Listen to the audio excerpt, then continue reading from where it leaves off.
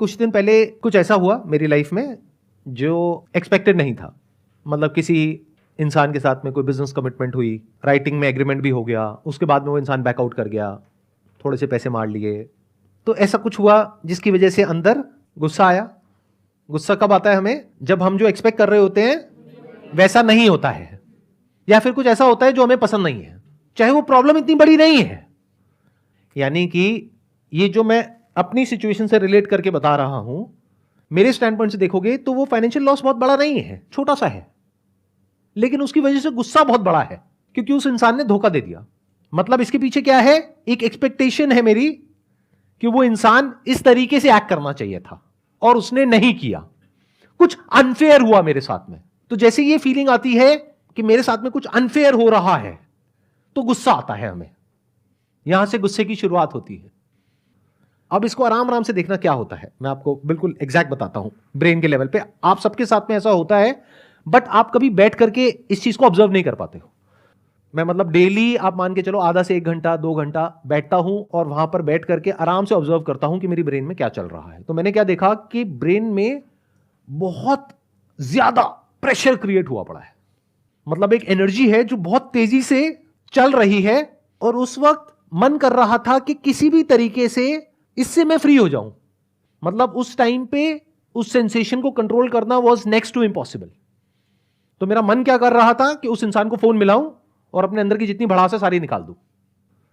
But मैंने क्या किया, ये करने की बजाय I sat with that sensation और मैंने उसको देखना शुरू किया और मैं देखता रहा नियर अबाउट आधा पौना घंटे तक, और उसके बाद में वो धीरे धीरे डिसॉल्व हो गई।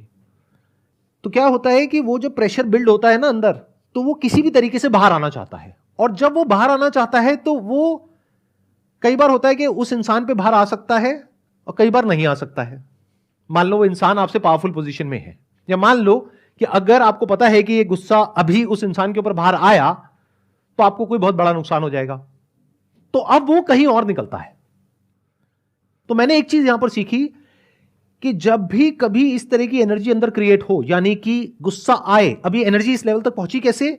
शुरू हुई थी बहुत ही छोटे से थॉट से कि कितना घटिया आदमी है, बस इतना छोटा थॉट था जो सुबह से रात तक आप लोगों के माइंड में आता है, लेकिन आप इसको ऐसा समझते हो कि ये तो कुछ भी नहीं है, बोलते ही रहते हो सुबह से रात तक। और ये छोटा सा थॉट कितनी जल्दी बड़ा होता है, you can't even imagine in the wildest of your dreams. तो एक हल्का सा थॉट आया था अंदर, यानी मैंने अपने आप को बोला था कि कितना घटिया आदमी है, ऐसे कैसे कर सकता है। और वो थॉट आ तो गया, बट उसको निकालने का कोई तरीका नहीं है, वो कंटिन्यू हो गया। मैं अपने और काम कर रहा था, लेकिन बैक ऑफ द माइंड वो चल रहा था। तो जितना वो थॉट आ रहा था, मैं उसके बारे में ऐसे लोगों से बात कर रहा था जो कि मेरी तरफ थे, और वो सब मुझे सपोर्ट कर रहे थे, हाँ हाँ हाँ बड़ा घटिया आदमी है। तो वो थॉट और पक्का हो गया, तो मुझे वैलिडेशन मिल गया कि मैं सही सोच रहा हूं। अब अगर मैं सही हूं और सामने वाला गलत है, और 10 बंदे मेरे आसपास वाले कह रहे हैं कि वो गलत है और तू सही है, तो वो तो थॉट और पक्का हो गया। अब वो थॉट बहुत तेजी से घूमने लग गया। ये पूरी प्रोसेस चली थी आई थिंक 2 से 3 दिन, उसके अंदर अंदर ये काम हो गया था।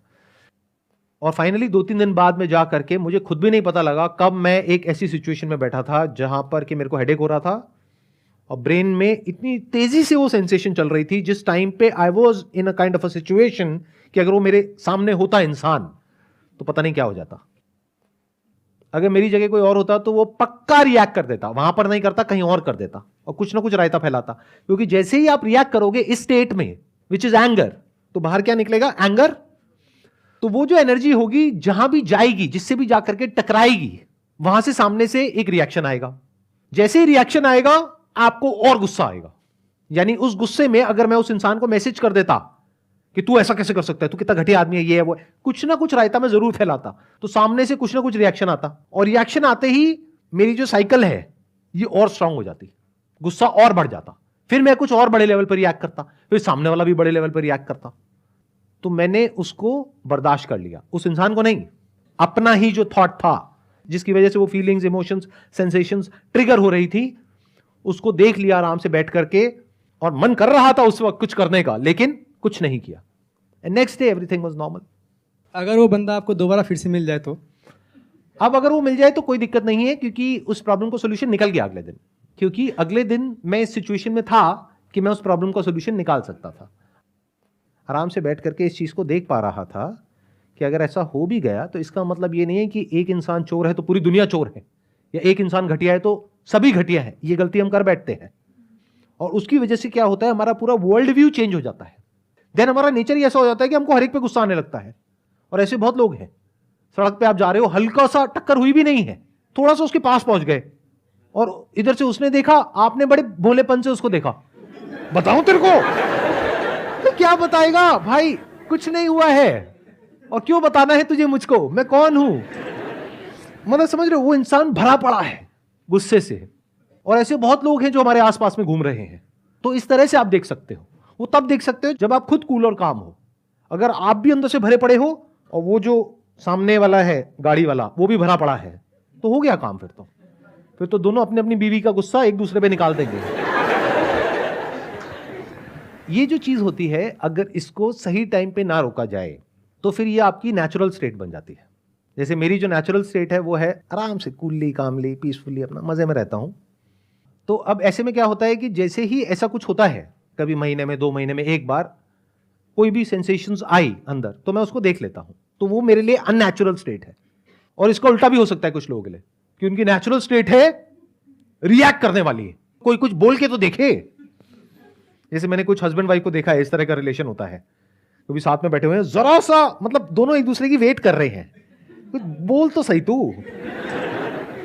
और इधर से इसने बेचारे ने हल्का सा कुछ बोला, चाहे वो नहीं भी बोला जो वो एक्सपेक्ट कर रही थी, लेकिन उसने उसको फटाफट से कनेक्ट किया, हाँ हाँ तेरी माँ भी तो ये वो तो माँ पे मत जाइयो। कुछ भी चल रहा है, भरे पड़े हैं और एक दूसरे पे फटने के लिए तैयार हैं, कभी भी फट सकते हैं। तो अगर आप ऐसा बनना चाहते हो तो दैट्स योर चॉइस, कोई बात नहीं, कोई नहीं रोक रहा आपको, फटो जितना फटना है फटो। बट याद रखना कि अगर कोई आपसे बड़ा फटने वाला मिल गया तो ब्लास्ट बड़ा भी हो सकता है, अनकंट्रोलेबल भी हो सकता है, और वो हो सकता है पूरी लाइफ के लिए आप रिग्रेट करते रहो। तो बेटर सोल्यूशन क्या होता है, जब भी गुस्सा आए, never say anything, never do anything, just bear it. उसको ऐसे देखो पेन की तरह, इट्स पेनफुल। जब भी हमको दर्द होता है तो हम चाहते हैं कि उस दर्द से हमको छुटकारा मिल जाए फटाफट से, चाहते हैं ना। और उससे छुटकारा पाने का हम क्या इलाज निकालते हैं कि अंदर जो भी चल रहा है जा करके सारा एज इट इज सामने वाले को बोल दो, बिना किसी फिल्टर के, बिना किसी लेयर के। बट हम सुनने को तैयार नहीं है। अगर सामने वाला भी बोल जाए तो गड़बड़ हो गई ना। तो इस तरह से जब आप आराम से ठंडे दिमाग से चीजों को देख लेते हैं और इसको आपको बियर करना आ जाता है, तो अब आपके पास में एक बहुत बड़ी क्वालिटी है जो बहुत सारे लोगों के पास में नहीं है। यानी जिस वक्त गुस्सा आ रहा है उस वक्त आप रिएक्ट नहीं करोगे, जिस वक्त सामने वाला गुस्से में है उस वक्त आप वहां से चले जाओगे। मतलब सिंपल से रूल है दो, कि जब सामने वाला जरूरत से ज्यादा गुस्से में है, चुपचाप वहां से निकल जाओगे, निकल सकते हो तो। सर जैसे हम ऑफिस में काम करते हैं, हमारे बॉस ने मुझे कुछ बोला गुस्से में, तो हम काम छोड़ के भाग जाएं? नहीं, आप काम छोड़ करके नहीं भाग सकते। आप बड़े पोलाइटली उस बॉस को बोल सकते हो कि जो आप बोल रहे हो वो बात सही है, लेकिन कहने का तरीका ठीक नहीं है। सर उनसे कुछ बोल ही तो नहीं सकते। तो ऐसी जगह काम क्यों करते हो? और अगर ऐसी जगह काम करते हो तो यहां पर आकर के कैमरास लगे हुए हैं, वीडियो में ये सब क्यों बोलते हो? उससे कोई दिक्कत नहीं है सर, देख भी ले तो कुछ नहीं होगा। अभी तक तो उन्होंने देखा ही नहीं था, अभी इतना कुछ हो रहा था। अब जब देखेंगे तो पता नहीं क्या क्या होगा। कुछ नहीं होगा सर, क्या ही कर सकते हैं। आप धमका रहे हो उनको? नहीं सर, ये नहीं कहता, धमका नहीं। आप उनको चैलेंज दे रहे हो? नहीं सर। और कुछ कहना चाहते हो या हो गया? इससे ज्यादा और क्या ही कह सकते हैं। ये पार्ट आप रखना चाहेंगे वीडियो में, एडिट कर दें हम? तो सर कोई दिक्कत नहीं। कोई दिक्कत नहीं है? नहीं सर। सर आपने कहा कि मतलब आप गुस्से को मतलब एज अ पेन मतलब ले लो, और फिर आप नेक्स्ट डे मतलब अगर उस बंदे से दोबारा मिलते हैं तो आप उसको कुछ नहीं कहोगे, बट ऐसा भी होता है फिर आप उस पर कभी ट्रस्ट नहीं कर सकते। मतलब मेरा क्वेश्चन एक्चुअली ये है कि अगर किसी रिलेशनशिप में आप ऐसा कुछ फेस कर रहे हैं तो वहाँ से मतलब क्या सोल्यूशन है फिर? रिलेशनशिप में तो होता है ये सब, और कहाँ होता है? देखो, अनजान लोगों के साथ में ये सब नहीं होता जो मैंने बात करी। रिलेशन में ही होगा ना, कोई आपका फ्रेंड होगा, रिलेटिव होगा, या ऑफिस में कलीग होगा, या कोई बिजनेस रिलेशन होगा, कोई ना कोई रिलेशन होगा, वहीं पर तो ये सब होगा। अनजान से क्या फर्क पड़ता है? अनजान से तो अगर थोड़ा बहुत हो भी गया तो तू अपने रास्ते में अपने रास्ते। तो अब सवाल उठता है कि क्या करें अगले दिन आप ठंडे दिमाग से पहले आप देखो सामने वाले की सिचुएशन क्या है, सही टाइम मिले बात करने का तो किसी और टॉपिक से करके फिर उस टॉपिक पर आप वापस आ सकते हो अगर आपको जरूरत लगती है तो। बट अगर आपको ये क्लियर है कि सामने वाला बंदा चोर है, तो फिर बात करने का कोई सेंस ही नहीं है। अब तो बिल्कुल ऐसा है कि किसी की फितरत है मान लो काटने की, और आप जा करके उसको कह रहे हो कि भाई तू कुत्ता है, काटता है, वो और काटेगा क्योंकि उसके माइंड में वो कुत्ता नहीं है। समझ गए ना मैं क्या कहना चाह रहा हूं? राइट। मैं इनडायरेक्टली बोल रहा हूं क्योंकि किसी इंसान को कुत्ता बोलना अच्छा नहीं लगता, गाली होती है। तो एक्चुअली मतलब मैं जैसे जो बहुत क्लोज रिलेशनशिप्स होते हैं जहाँ से आप इजीली आउट मतलब आपके पास ऑप्शन नहीं है कि आप एकदम बाहर निकल जाओ, क्योंकि बहुत सारे सेंटिमेंट्स, बहुत सारे लोगों के इमोशंस जुड़े होते हैं। Like I am talking about husband और वाइफ का जो रिलेशन होता है, अगर वहाँ पे कॉन्स्टेंटली ऐसी चीज़ें हो रही हैं कि आप आगे फिर उन पे ट्रस्ट नहीं कर पा रहे हो, तो उस सिचुएशन में क्या करना चाहिए? ट्रस्ट सबसे जरूरी है एक रिलेशनशिप में, स्पेशली हस्बैंड वाइफ के रिलेशनशिप में। अगर आप अपने हस्बैंड पे ट्रस्ट नहीं कर सकते हो तो वो रिलेशन किसी काम का नहीं है।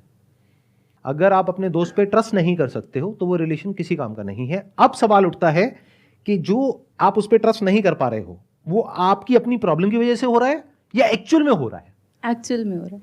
इफ यू से कि वो एक्चुअल में हो रहा है, डू यू हैव प्रूफ कि वो एक्चुअल में हो रहा है? इसको इस तरीके से देखो कि कल को अगर आपको कोर्ट में जाकर के उसके ऊपर केस करना पड़े, तो कोर्ट में जाते ही आप किसी के बारे में कुछ भी बोल दोगे तो सबसे पहले कोर्ट क्या कहेगा? प्रूफ क्या है? कोई भी आकर के कुछ भी बोल सकता है, किसी के अगेंस्ट भी कुछ भी बोल दिया। प्रूफ क्या है आपके पास में? तो if you have proof of what you are saying is true, then you have to see कि क्या मैं उसको इंटरपोलेट कर रही हूं अपने माइंड में। इंटरपोलेट का मतलब होता है कि क्या मैं उसको बढ़ा चढ़ा करके अपने माइंड में बोल रही हूं कि उसने गलती करी है इस लेवल की और मैं कह रही हूं कि उसने इस लेवल की गलती कर दी है।